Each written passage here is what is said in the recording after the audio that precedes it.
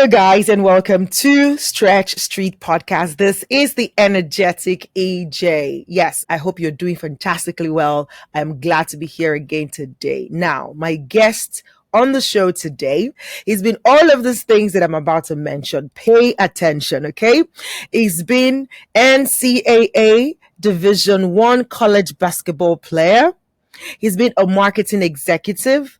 He's been a hospital administrator. He's been a customer service manager. He's been a SWAT hostage negotiator, a business owner, a high school basketball coach, and a cancer warrior. Now, here are four truths my guest encourages and guides and support anyone, including you watching this right now or listening to me, that he comes in contact with. Number one is control your mind or it will control you. Number two is embrace the pain and discomfort we all experience in life and use it to make you a stronger and more resilient individual. Number three, what you leave behind is what you weave in the heart of other people. I love that one. And number four is as long as you don't quit, you can never be defeated. You see, when I read this one, it jumped at me. It spoke to me, to my soul, and I hope it's speaking to you right now. But we're going to dive into some of these details in a short while from now. His mission, here it is, to consistently enrich and improve lives through inspiring, diverse, and uplifting content without sacrificing the relationships with family and friends. This mission is accomplished by providing world-class speaking engagements, podcasts like this one, radio and television interviews, daily blog postings, books, and coaching. Now he's been on over 600 podcasts. Talk about a pod star. He's the founder of Motivational Check LLC and an author. Dear Stretch Street Stars, please join me and welcome my guest today, Terry Tucker, all the way from Colorado, US of A. Stretch Street Podcast. Hello, Tucker. How are you today? Well, I'm going to stick with Terry. Hi, Terry. How are you today? Energetic EJ, I am great. I am really looking forward to talking with you today. Awesome. Thank you for being here. Now I'm going to start my first question. Let us start from that list, okay? Of the things you've been. I'll call it your career journey, right? Is it in chronological order, the way that I listed it? Pretty much. Pretty much it's in chronological. Wow. Yeah. Tell me a little bit about that journey. Like, summarize it for me. How? Because it seems so diverse. Like, how do you move from, basketball to marketing executive to hospital administrator to customer care to SWAT? Like, how? Please give us a little backstory there. Sure, and there is a backstory. And once you understand the backstory, the resume makes a little bit more sense. A little bit, not 100%. But I wanted to be a police officer. I wanted to follow in my grandfather's footsteps. My grandfather was a Chicago police officer from 1924 to 1954 and was actually shot in the line of duty with his own gun. It was not a serious injury, but he was shot in the ankle. And my dad, who was an infant at the time, remembered the stories my grandmother told of that knock on the door of Mrs. Tucker, grab your son, come with us, your husband's been shot. So when I expressed an interest in following in my grandfather's footsteps, my dad was absolutely not. You're going to go to college, you're going to major in business, you're going to get out, get a great job, get married, have 2.4 kids, and live happily ever after. But that's what my father wanted me to do. And when I graduated from college, my father was dying of cancer. So I had a major life decision to make. I could have said, sorry, Dad, I know you're dying, but I'm going to go do what I want to do and blaze my own trail and be a police officer. Or out of love and respect for you, I will do what you want me to do. So the first two jobs were in business because that's what my father wanted me to do. And I sort of joke, I did what every good son did. I waited till my father passed away and then I followed my own Oh dreams. my gosh. I mean, it's why, Terry? This is such mixed feelings, right? It's almost like bitter, sour, sweet, like a mixture of everything. Oh my gosh. Wow. Wow, what a story. Now it makes, like you said, a bit of sense. Actually, a lot of Right. sense. But thank you for sharing that story in such in a nutshell for us today. So my next question for you is, can you share with us the turning point moment when your four truths were developed? Now you have these four truths that you live by. I want to believe that you didn't just wake up one morning and like, okay, now henceforth I am going to work with these four truths. No. No, in all honesty, it started out with three truths. And it started out with three truths because I was on a podcast that was your three truths. And I'm like, well, I better figure out what my truths are if I'm going to Wow. be on a podcast and talk about them. So the first three were control your mind, embrace your pain, and as long as you don't quit, you can never be defeated. But the more I grew, the more I read, the more I learned, I really felt that sort of fourth one. And we like things in threes, ABC, Father, Son, Holy Spirit. I mean, we just like things in threes. But I really felt like I needed to add that fourth one, which is more of a legacy type of Mm, truth, about what you leave behind is what you weave in the hearts of other people.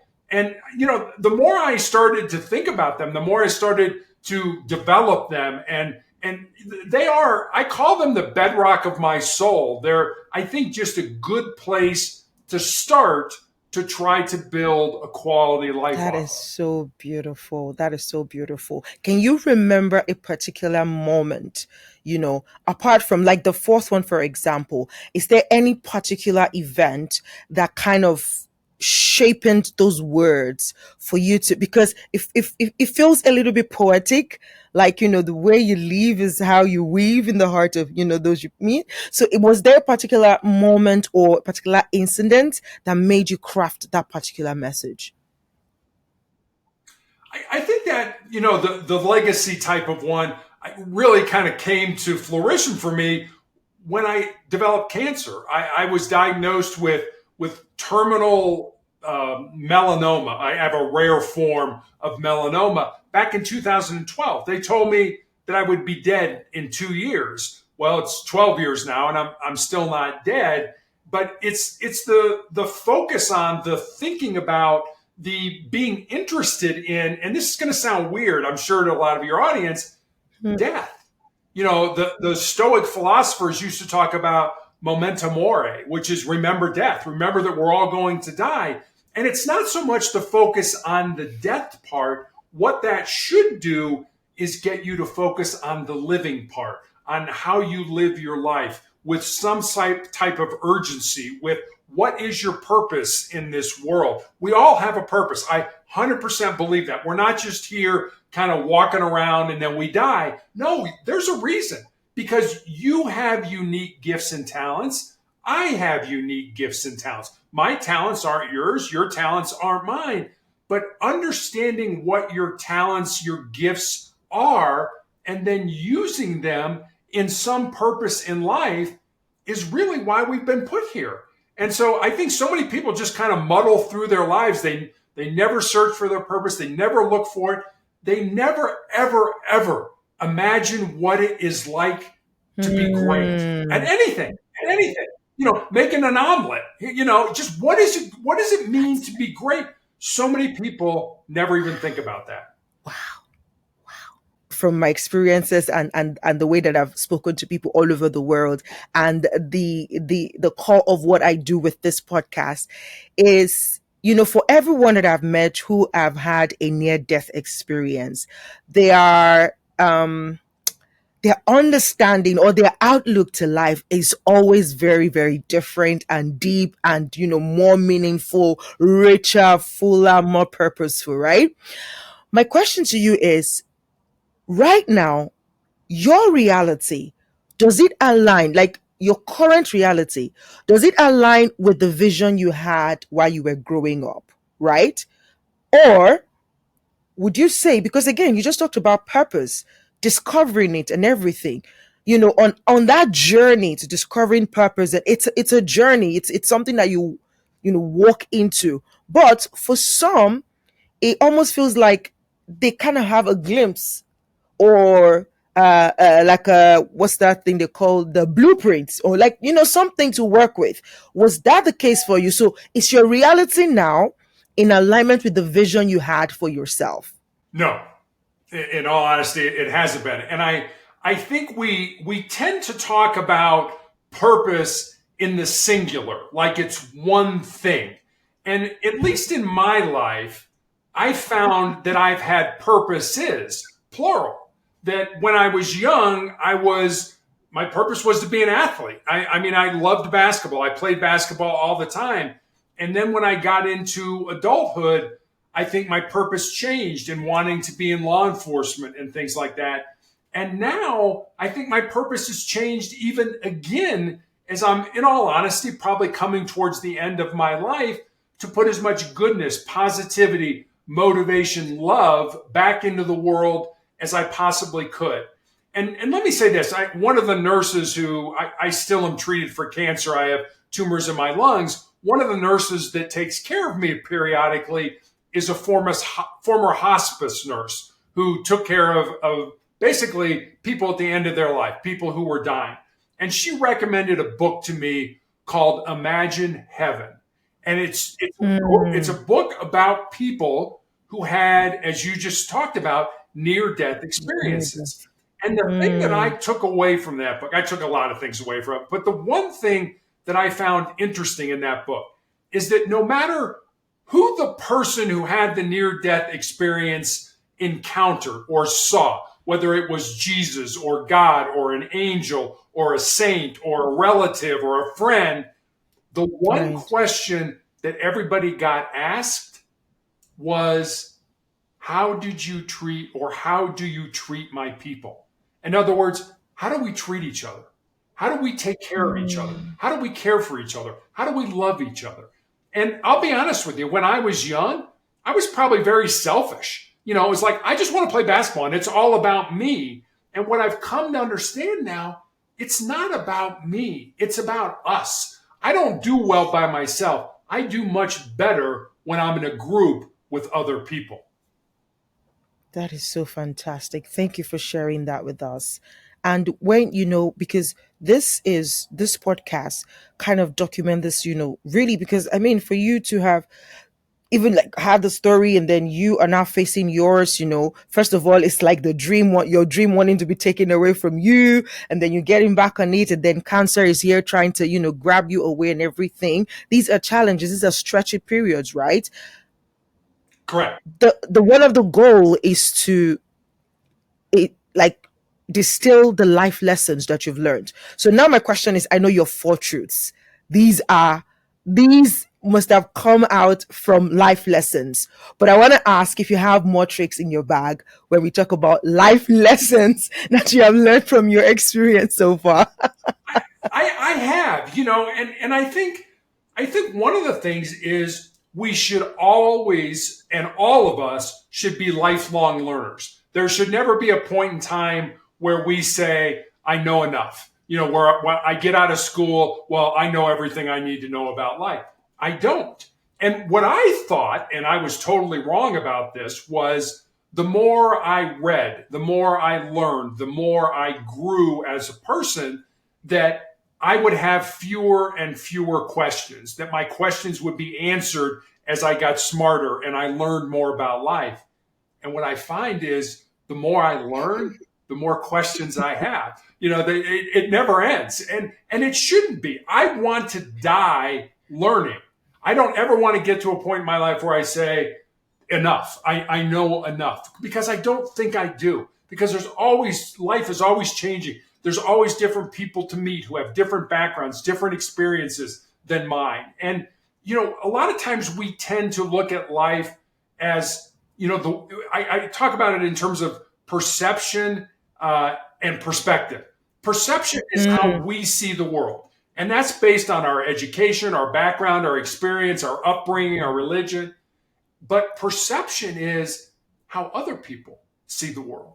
And if you focus Mm. that, instead of looking at life the way you see it, if you can focus on the way other people see it, you will be so much more engaged. You will be so much more intelligent, because it's like we have one focus. If we can broaden that focus on how other people view life based on the same thing we did, their upbringing, their education, their experiences, then all of a sudden we're continuing to learn, because we all have different perspective. We all have different perceptions. Absolutely. I love it. I love it. I love it, love it, love it, love it, love it. Because that is one of the blessing of what I do on this podcast. Just having this different perspective. Even though we're talking about almost the same thing. Like everyone is coming here to talk about their different challenges, how they've navigated it. But at the same time, even when it feels like the stories are similar, they are very, very different, because the lessons that each person learns from it, the way they communicate the lessons that they've learned is just different, and it's refreshing. It just kind of tell how vast we are as humans. Like we are truly eternal, because it can never end. Like you can keep talking to all 7 or 8 billion people in the world, and there will be a different perspective. And I just love what you just said. Now, my the next question for you, as we are getting to round this up, is there any project you're currently working on that you want to share with us, that you want us to know? And I say this because, I mean, you just said it in passing, but it kind of hit me in a way, when you said, you still have, two more in your lungs right now, and you are aware, and aware that, time is ticking and everything. I just want to say, what project are you working on that you want to share with us? Yeah, so about 4 years ago, I wrote a book called Sustainable Excellence. And it's a book about success, which is what we do. How can we be successful? How can we as an individual be successful? I'm working on another book right now that also, I don't really have a title for it yet, but also is about another word that begins with S, and that word is significance. Success is what we do for ourselves. Significance is what we do for other people. Now, don't get me wrong. I think you can be both. I think you can be successful and significant. But I wanted this second book to be more about how we can help each other, not so much how you can help yourself to be successful. I wrote a book about that. This is, I think, an even more important book about how we can be significant in other people's lives. So that's one of the things I'm working on right now. I'm working on a webinar with some doctors to talk about potential alternatives to health. I'm still doing podcasting. And then every 3 weeks, I'm at the hospital all week to be treated for the tumors in my lungs. So I feel an urgency to live, to not just sit around and things like that. And I think that has to do with the fact that, I should be dead right now. And for some reason, I'm not. And I remember my doctor, after I had my leg amputated in 2020, and I found out I had these tumors in my lungs. And my doctor showed me my CT scan, my CAT scan. And I have no medical background. I don't know how to read a CAT scan. But you can kind of look at it and be like, well, that sure doesn't look like it belongs there. I had these big tumors in my lungs and fluid all around the pleural spaces on the outside of my lungs. And I remember looking at my doctor and saying, how was I alive? And I will never forget this. He put his head down, he shook his head no, and then he looked up at me and he said, I don't know, because you shouldn't have been. Which said to me that God's not done with me yet. When I die, where I die, how I die, way above my pay grade. Don't spend a lot of time worrying about the dying. Spend more time worrying about the living. I love it.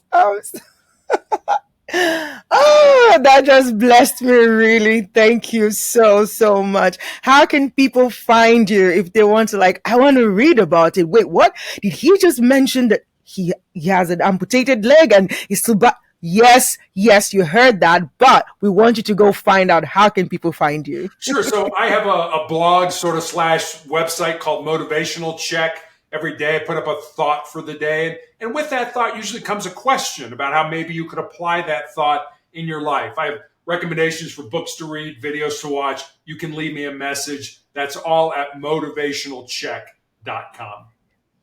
Absolutely. I'm going to leave all the links in the comments, and other links that you have, like other, I checked out the website and I love how simple it is. I love the quote of the day that just popped at you, first. That's really interesting. Thank you so much, Terry, for really choosing to leave, and say, I'm not going to worry about it's going to happen anyways, but let's focus more on the living and how we leave, what you weave.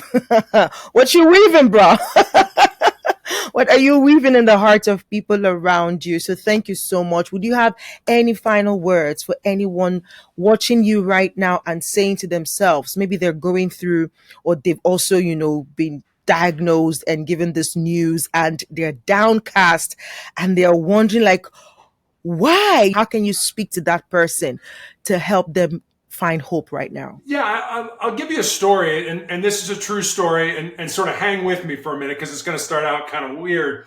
But back in the 1950s at Johns Hopkins University here in the United States, there was a professor that was doing experiments with rats. And one of the things he did is he took rats and he put them in a tank of water that was over their head. And he wanted to see how long the average rat could tread water. And the average rat treaded water for about 15 minutes. And just as those rats were getting ready to sink and drown, he reached in, grabbed them, pulled them out, dried them off, and let them rest for a while. And then he took the exact same rats and put them back in that exact same tank of water. And the second time around, on average, those rats treaded water for 60 hours. Now think about that. The first time, 15 minutes. It's not like you're going to flunk a test or your business is going to go under. No, you're going to die. Your life is going to be over. And the second time around, 60 hours, which taught me two things. Number one, the importance of hope in our lives. That if you know you're doing the right thing, maybe not today, maybe not this month, maybe not even this year, but if you know you're doing the right thing, there's a good chance somewhere down the road you will get to where you want to be. And the second thing it taught me was just how much more our physical bodies can handle than we ever thought they could. Now, don't get me wrong. I think we all have a breaking point, but that breaking point is so much further down the road. We get into pain. We get into difficulty. We're tired. We don't feel good. And our brain says, hey, stop this. We don't like that. But if you can push past your brain, if you can callous your brain to, you know what, my body can handle a whole lot more than you're telling me right now. So don't be afraid of pain. Take that pain, use it, flip it inside of you, burn it as fuel, use it as energy to make you a stronger and more resilient individual. Oh, bless your heart, Terry Tucker. Thank you so much for being such a blessing.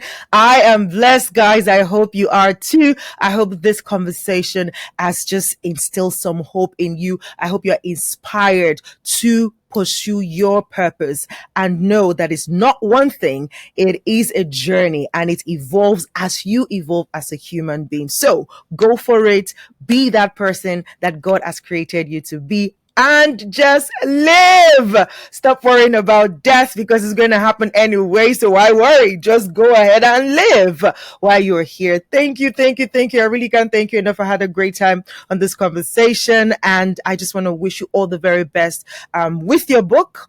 Let us know, keep in touch so that when it's out, we can probably have you here again. Come talk about significance. I would love to hear you speak over and over and over again. God bless you. Thank you for waking up so early to be here today. Have a fantastic rest of the day and an amazing weekend ahead. Thank you very much. You do the same. Awesome. All right, guys. So this is it on this episode. Until I come your way again next week, remember, I always say this. Challenges are not exclusive to any of us. We all go through them. But when we assume the posture of saying, why is this happening to me? Not in the sense of, why is this happening to me? But what am I to learn from this experience? We become better because when we are able to distill the lessons, we are able to add more value to our world, but we're also able to become more valuable people because we would become inspiration to other people. So remember, you're not alone. You're not alone. You're not special in a weird way that all the challenges are coming to you. We all have our versions of it, and we are all together in this race. So don't stay alone, all right?